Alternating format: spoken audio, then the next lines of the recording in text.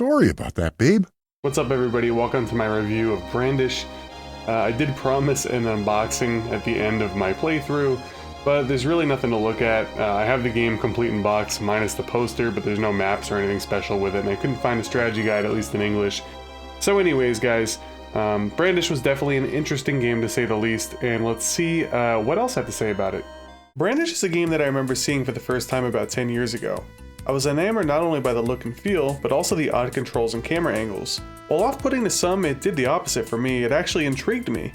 Well, some years later, I acquired an almost complete copy, missing the poster, on eBay, and I finally got around to playing it this year. Brandish is an action role-playing dungeon crawler that was originally released for the NEC PC 9801, I don't know if that's 9801, whatever, anyway, in FM Towns. But for the purpose of this review, we're going to be focusing on the SNES port, which was released in North America in February of 1995.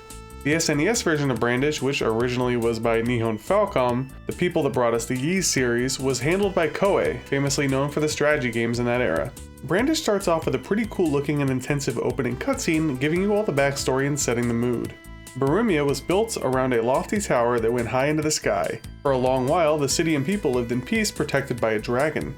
Of course, the King Barabas decided he wanted more and to expand the kingdom, and as you could expect, the more that he wanted, the more people dug, the more problems they got into, and more or less, the king then turned into a hideous creature and the entire kingdom and tower sunk into the ground. Flash forward to the main story and you play as a swordsman named Arik, or Eric, I'm gonna go with Arik, who was being tailed by a sorceress named Alexis, who was seeking revenge for her master. Unfortunately, her spells go awry and both Arik and Alexis fall deep into the chasm, and you are now tasked with getting yourself out, all the while being treated to some pretty cool artsy cutscenes for the time. Now, I will state that Brandish probably isn't for everyone. There is a rather steep learning curve when it comes to both the controls and the camera manipulations. However, if you can get past that, you will see that there is a pretty decent game underneath. The basis of the game revolves around dungeon crawling.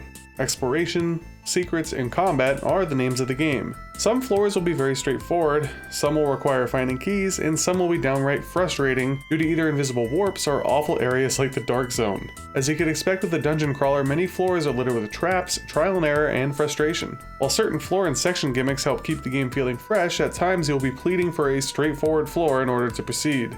Throughout Brandish, you'll be traversing areas such as the ruins, the tower, the cave, the Dark Zone, the fortress, and some special areas with the final bosses.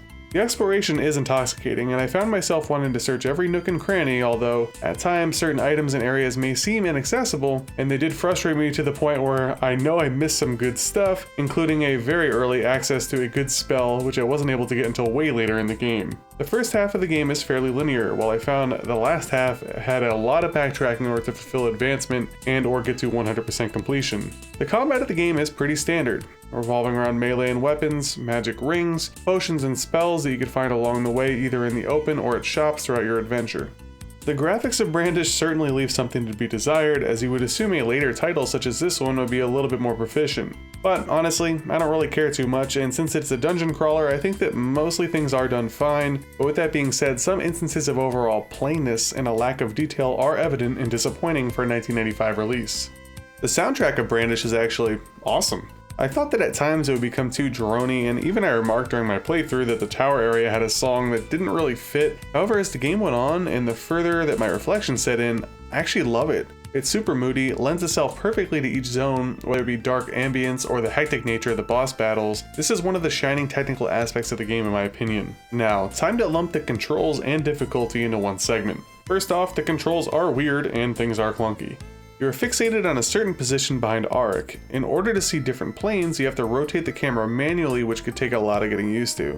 Oftentimes, especially early on, you will likely fall into traps such as spike and floor pits due to not moving the camera around enough and seeing all of your surroundings. This can also lead to missed secrets such as weak walls that could be hammered down or treasure chests that are blind to certain camera positions. You move on a grid-like structure and able to defend with your shield, attack with your weapon of choice, or use rings, spells, or potions as you please. Auric is also able to jump, which is helpful getting across traps or moving a bit faster in certain spots, and he is also able to pick up items, open chests, and so forth with the hand option, which I believe is natively set to the Y button. I also wanted to point out that there are some options you could tinker with in regards to how you want the camera to be controlled, and the most important, game speed, which will come in handy if you find yourself in tough spots. You might want to lower that baby down a bit, but for the most part I did play in the high speed setting. Where the difficulty lies behind the obvious camera issues is in the combat. The smaller, faster enemies, namely those that could fly, can be incredibly annoying to deal with in this tanky combat system. While early on magic is king, the later the game progresses it almost forces you to get better at standard melee, so make sure that you are well rounded.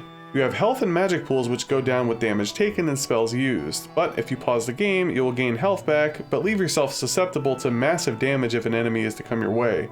The magic replenishment happens as time passes or while in the pause state as well. Some tips from me are to save your game liberally, always make sure that you are topped off when possible, and plot out your next moves in advance. The leveling system in Brandish actually reminds me of Final Fantasy II, the original one on the Famicom. You level up your arm strength with melee used. You level up your magic with magic used. You level up your magic defense by getting hit by spells, so on and so forth. Very much like the aforementioned Final Fantasy II. Good news, I found that I did not need to grind as I was able to level up accordingly and organically throughout my playthrough. But with that being said, I could see grinding being somewhat satisfying in this playthrough if you choose to do so. Also, a very quick annoying note, when you level, messages pop up on the screen in battle and there will be a slight delay if you're in the middle of attacking. Yes, I've been heavily damaged or even killed during a leveling up sequence, so you are warned. Brandish is a game that I was very happy that I finally played. However, I did feel that as time went on, I found myself being less explorative, more agitated by the increased crypticness of advancing on certain floors, and I was equally partly elated and relieved when I finally conquered this RPG of yesteryear. Brandish has a lot of atmosphere, a good soundtrack, unique gameplay, and a fair amount to explore, but it is held back by clunky controls, some general cryptic annoyances in exploration, average at best graphics, and some truly maddening sections like the aforementioned Dark Zone. Brandish is pretty much the definition of a mixed bag to me. As such, I give it a 7 out of 10.